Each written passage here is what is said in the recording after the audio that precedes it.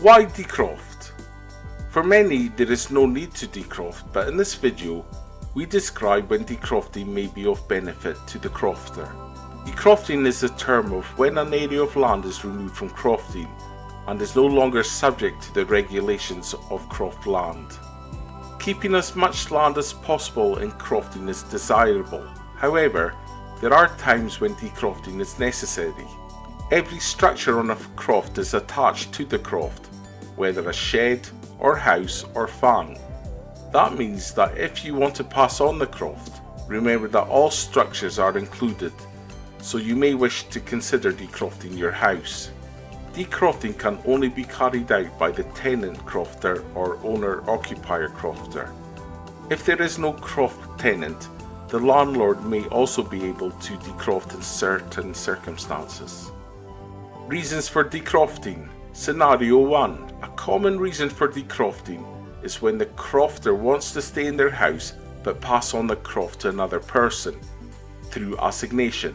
If the house sits on the croft land, it belongs to the croft. Therefore, to keep the house, the crofter would need to decroft it, perhaps with a small area of garden.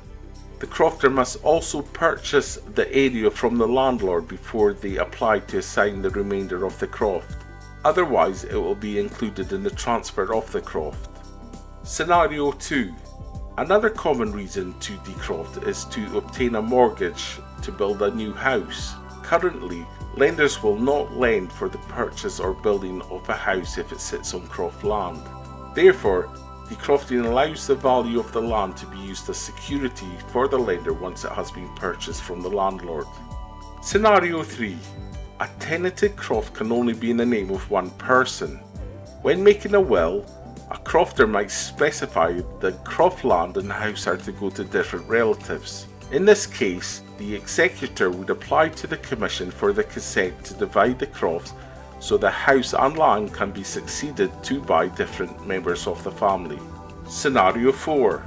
Very occasionally, the entire croft could be decrofted, removing it from crofting entirely. For example, to provide a small housing scheme to benefit the local community. Resumption is also a method of removal of land from crofting tenure. However, a resumption is carried out by the landlord of a tenanted croft rather than the tenant. For example, when a strip of croft land is removed from crofting to widen a public road or to build a community hall. The decrofting process. Firstly, an application for planning consent for the new build or alteration is made if this is required.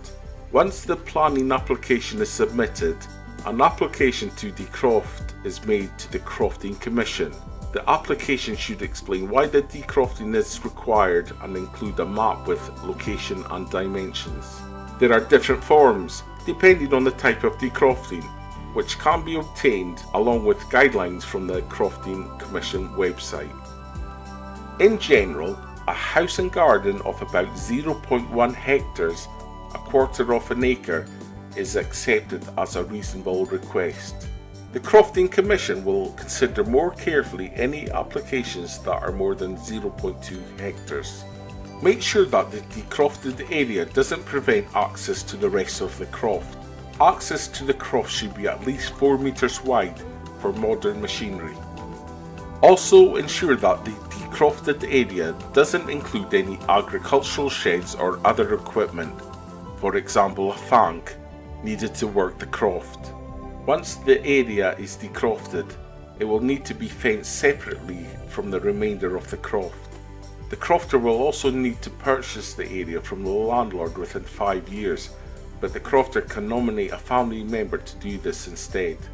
The croft will need to be registered on the Crofting Register, which is a map-based register with the Registers of Scotland. Applying to decroft may be the reason for registering the croft on the Crofting Register. If the croft is already registered, then the Crofting Register has to be updated following the decrofting. For more information, check the guidance notes available on the Crofting Commission website, or talk to your local farm advisory service or your local Crofting Commission assessor for practical advice.